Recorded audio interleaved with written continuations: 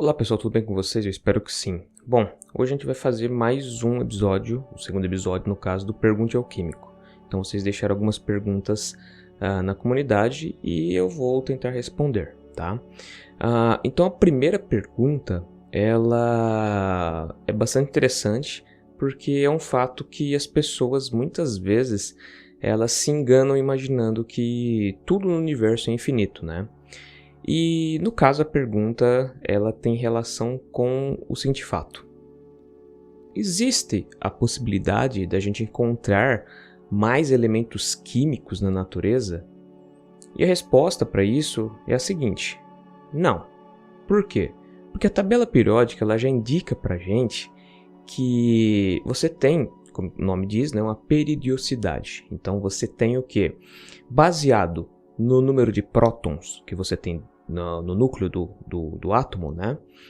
Você já cria uma sequência periódica de distribuição desses prótons no núcleo, né? Então o que acontece? Quando você tem o número de prótons, você tem o número atômico. E o número atômico, como eu disse, é dentro de um período, né? E ele é sequencial. Então, nós temos uma sequência completa já dos elementos químicos. O que a gente sabe é o seguinte: até o 92, que é o urânio, e com algumas exceções no meio, como por exemplo o tecnécio, eles são naturais. O tecnécio é o primeiro elemento químico sintético. Do 92 para frente, a gente começa a ter os elementos químicos que são desenvolvidos dentro do laboratório, né? Então eles são sintéticos, são radioativos e muitos deles duram apenas alguns instantes, né? Então a gente tem esse problema. Por quê? Porque é muito difícil você estabilizar um núcleo de um elemento, por exemplo, com mais de 100 prótons, né? É muito difícil. Se já é difícil fazer isso em laboratório, na natureza a gente não vai ter, né? Então, realmente, a gente tem um número completo de elementos químicos naturais já encontrados, e os elementos químicos sintéticos até dá para criar mais, né? São um total de 92 normais e 118 no total da tabela periódica. Então a gente tem alguns elementos químicos que não são naturais, né? Então o que acontece nisso? A tendência é que cada vez fique mais difícil de conseguir fazer esses elementos químicos, né? Sintetizar esses elementos químicos. Por isso a gente já está chegando num limite de produção e de descoberta de elementos químicos, né? Então a gente tem esse limite natural. Então realmente a gente está com um limite na tabela periódica, então a gente tem já o número praticamente completo de elementos químicos que podem ser sintetizados e que são naturais no meio químico, né? Na natureza, no caso. Bom, a segunda pergunta ela tem relação com o desenvolvimento, a descoberta do processo de produção de amônia. Tanto a segunda quanto a terceira pergunta elas são interligadas, então eu vou tentar responder de uma forma só, né? Então o que a gente tem que entender? A gente tem que entender o seguinte: que existe um processo conhecido como Haber-Bosch da produção de amônia. E por que a gente está falando de produção de amônia? Porque a amônia é uma substância química muito importante. Ela pode ser utilizada desde produção de fertilizante até explosivo, né? Então o que a gente sabe? Sabe que esse material ele tinha que ser obtido de forma natural, né? Então você tinha grandes produtores de nitrato de sódio. Então, por exemplo, o Chile era um grande exportador, e é ainda um grande exportador desse material, chama-se salitre, né? E é utilizado para produção de fertilizante. Então, quando você tinha grandes indústrias de produção alimentícia, grandes grupos agropecuários, esses países eles acabam importando esse material para você produzir os fertilizantes, né? Só que no início do século passado, deixa eu até pegar as datas corretas aqui, em 1908, Fritz Haber, que era um cientista, um químico alemão, ele desenvolve um processo de produção de amônia dentro de laboratório, né? Então ele consegue fazer esse processo, e Carl Bosch, entre 1912 e 1913, ele acaba desenvolvendo uma técnica industrial. Então ele pega a ideia do Haber e desenvolve ela dentro da indústria. Então agora pode-se produzir esse material, né, amônia, em grande quantidade. Então, para que serve a amônia, né, que eles estavam utilizando ali? A ideia principal era de você produzir fertilizante. Só que, olhem bem as datas, né? 1908, 1912, a gente estava bem próximo da Primeira Guerra Mundial, né? E por incrível que pareça, o que acontece é o seguinte, o salitre é utilizado para a produção de pólvora, né? Então você tem o que? Você tem a utilização de salitre, enxofre e carvão. Você tem a chamada pólvora negra. É claro que nessa época já não era pólvora negra, né? Você já tinha outros métodos de produção de explosivo, como trinitrotolueno, você tinha, por exemplo, a nitroglicerina, né? E você pode ver que sempre tem o termo nitro pro meio, né? Então você depende de nitrogênio, né? E a amônia é muito rica nisso. A amônia, dependendo de como você oxida ela, você consegue produzir o quê? Você consegue produzir o ácido nítrico, que ele é rico em nitrato, né? E esse nitrato pode ser utilizado na produção de explosivos. Então, nesse período, na realidade, a Alemanha estava tentando desenvolver uma forma de quê? De produção de novos explosivos sem a dependência da importação do Chile. Por quê? Porque a Inglaterra, acho que a Inglaterra e a França, eles produziram uma espécie de um bloqueio continental da importação de salitre pela Alemanha, né? Então acabou que eles estavam tentando barrar a Alemanha de comprar esse material, né? Só que aí, com o desenvolvimento da pesquisa do Fritz Haber e depois o Karl Bosch desenvolvendo esse meio industrial, eles não dependiam mais, eles conseguiram autonomia nesse processo. E a ideia industrial disso, o que é? É você pegar hidrogênio e nitrogênio, né? Sob uma temperatura bastante alta, né, que chega a 500 graus Celsius e 200 atmosferas, né? Então você consegue sintetizar isso. Então o processo industrial ele é bastante extremado, se a gente pensar, porque depende de muita pressão. Eu não vou mostrar aqui a equação, né, de como ocorre isso daí, porque eu vou deixar para sexta-feira. Então, se vocês tiverem interesse em ver como que se produz a amônia, eu vou fazer um vídeo mostrando isso na sexta-feira, tá? Então, basicamente, era essa a ideia. Você tinha agora a Alemanha com autonomia para a produção de fertilizantes, mas existia um segundo interesse, talvez fosse o primeiro interesse, que era a autonomia na produção de explosivos, né? Então, agora ela tinha como construir, vamos colocar assim, novas munições, né? E aí, o que acontece? A gente pode pensar, né, que realmente a ideia era produzir fertilizantes e tal para sanar a fome, né? Mas no caso do Fritz Haber, né, o que aconteceu com ele? Aconteceu que ele começa a fazer alguns estudos, na realidade ele é chamado para trabalhar com a produção de explosivos, né? E ele tem uma coisa bem, um lado bem negro dele, se a gente parar pra pensar, porque ele é conhecido como o pai da guerra química. Então, ele foi o primeiro cara que desenvolveu uma arma química, né? E no caso foi a utilização de gás cloro, né? E o gás mostarda, consequentemente, né? Em cima de cidades, né? E no caso, houve uma incursão do exército alemão na Segunda Guerra, né?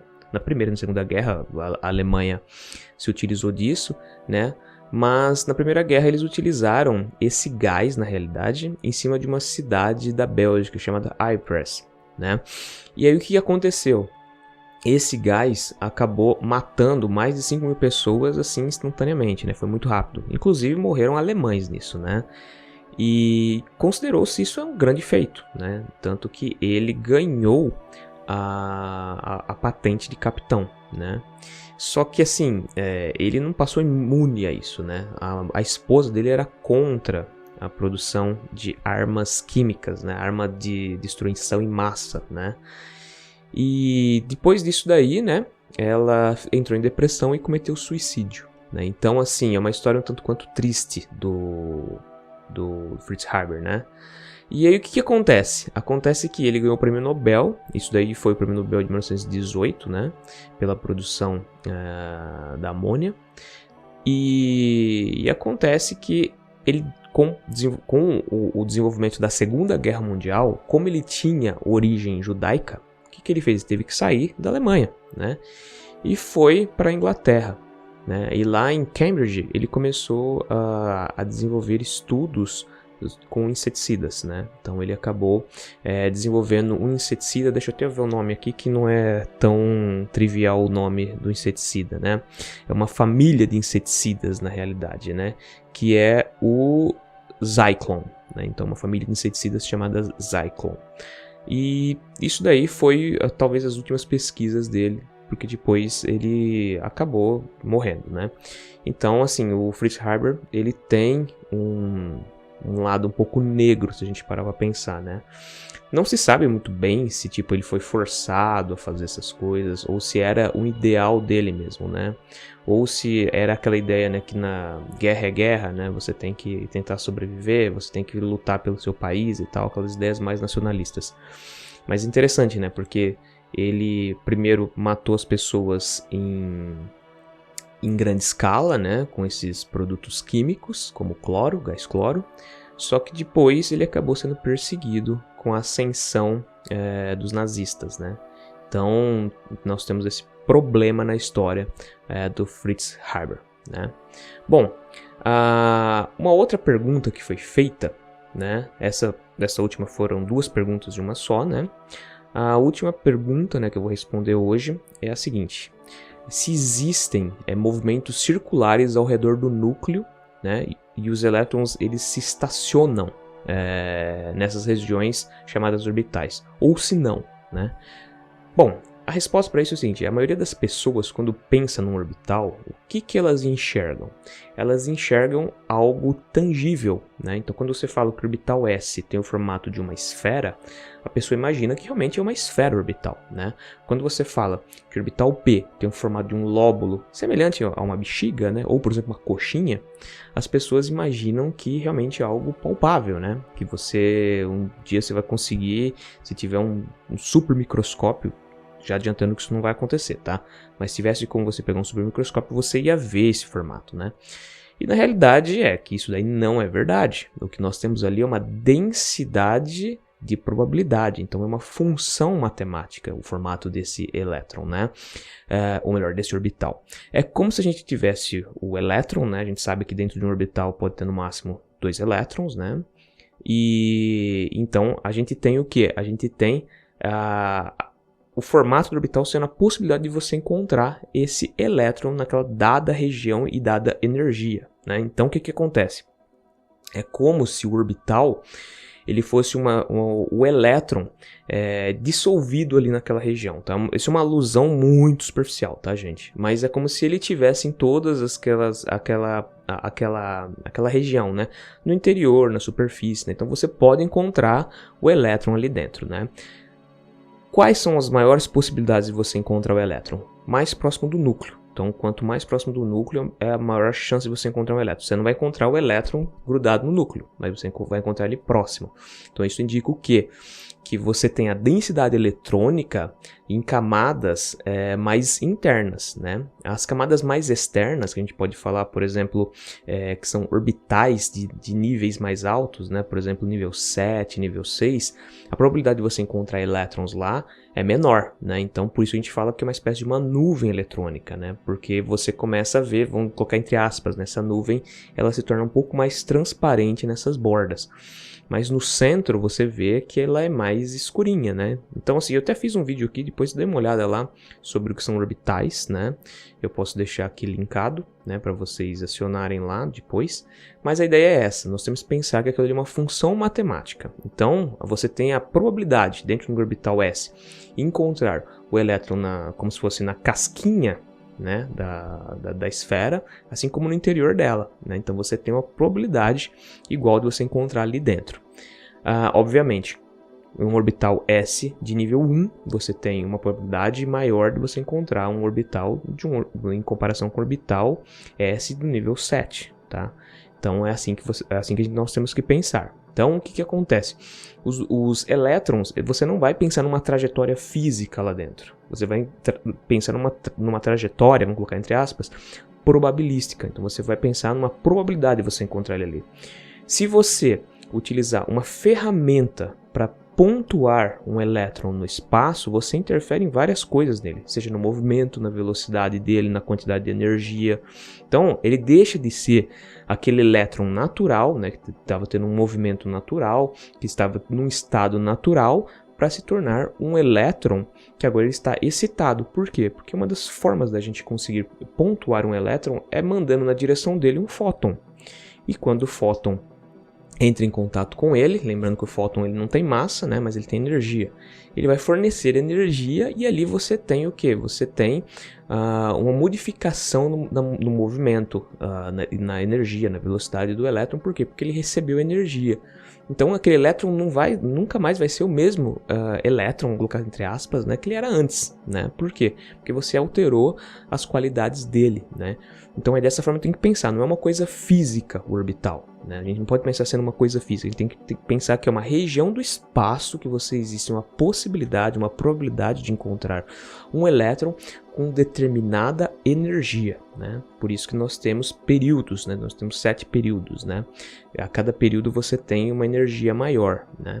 Então você tem ali o que? Você tem uma interação entre o núcleo positivo e o elétron negativo, né? Então, para você manter um elétron que está numa região mais distante do núcleo, né? Ou seja, num orbital mais extremo, você precisa de mais energia. Isso daí responde também um pouco àquela pergunta inicial, né, que a gente falou, se existem a possibilidade de encontrar outros elementos químicos, né, ou se já acabou, né? E a resposta para isso é que realmente acabou, né? Está se acabando essa possibilidade por causa dessa limitação do núcleo, né? O núcleo ele precisa ter ele tem que ter uma interação nesses elétrons mais afastados, né? Só que quanto mais distante esses elétrons estão, né, mais difícil de você fazer uma interação, que é a força efetiva do núcleo em relação aos elétrons de valência. Então, cada vez torna-se mais difícil. Quando torna-se mais difícil, você acaba fazendo com que esse núcleo ele imploda. Por quê? Porque ele vai ficar muito carregado positivamente, né? Lembrando que entre os prótons, que são as cargas positivas, você precisa adicionar nêutrons, que são uma forma de você, vamos colocar, criar uma barreira para que toda aquela carga positiva não se repila com muita força, né? Então tem toda essa dinâmica de construção e análise dos átomos, né? Então a gente tem que entender que os orbitais não são coisas físicas, eles são apenas funções matemáticas para explicar a posição não, mas a probabilidade de encontrar um elétron, uma determinada área do espaço que se chama átomo. Né? O átomo é formado por elétrons, né?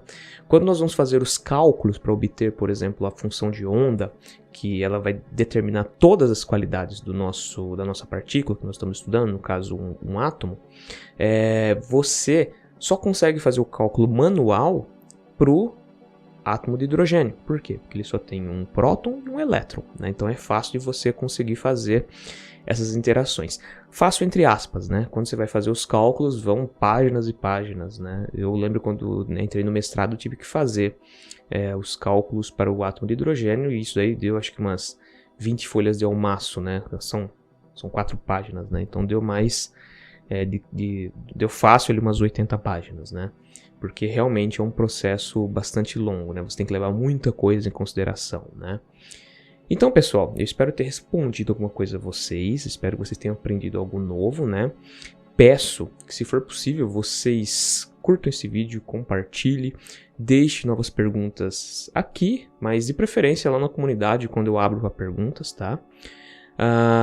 Se inscrevam no canal, ative o sininho, que isso vai ajudar muito a gente aqui. A gente precisa ganhar relevância, né, para fazer a divulgação científica, ajudar a responder outras questões que outras pessoas podem ter e que no final das contas pode ser a sua dúvida também, né, sobre química, ciência, mundo acadêmico. Vocês podem mandar esses temas para mim que, se vocês acreditam que eu posso responder, eu vou me esforçar, tá, gente? Então, eu já agradeço vocês. E aqui eu vou deixar um recadinho final, que nas próximas semanas, né, até dezembro, eu acho que vai começar a haver uma diminuição dos vídeos aqui no canal. Eu não estou prometendo, mas eu acho que vai acabar diminuindo um pouco, ou talvez a qualidade dos vídeos também vai diminuir, pelo fato de que eu estou entrando no processo da minha defesa, né, do meu doutorado. Então, agora eu tenho que começar a pensar na defesa, treinar para a defesa, né, preparar o seminário de defesa, começar a estudar mais sobre a minha própria tese, né, porque as pessoas vão fazer perguntas para mim, né,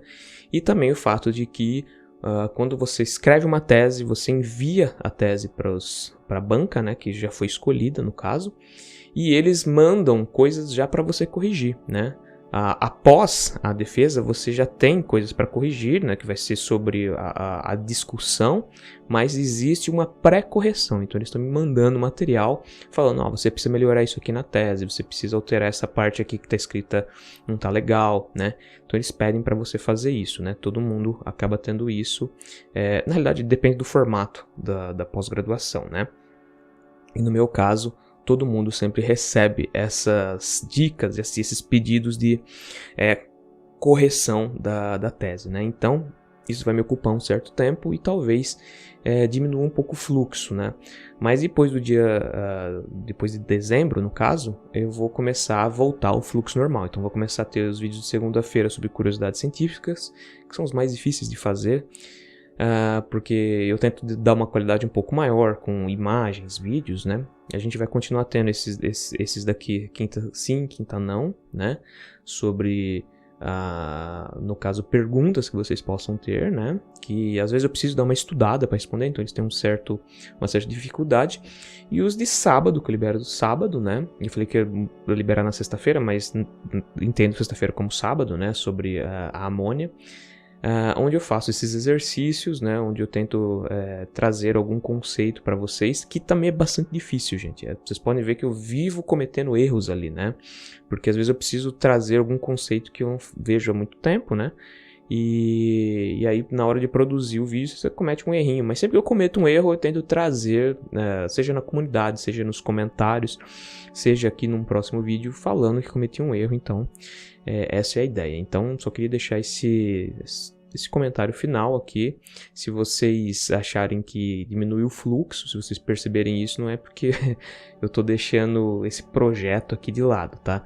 É mais o fato de que eu estou num processo de finalização do meu doutorado. Então, muito obrigado pela companhia de vocês e até o próximo vídeo.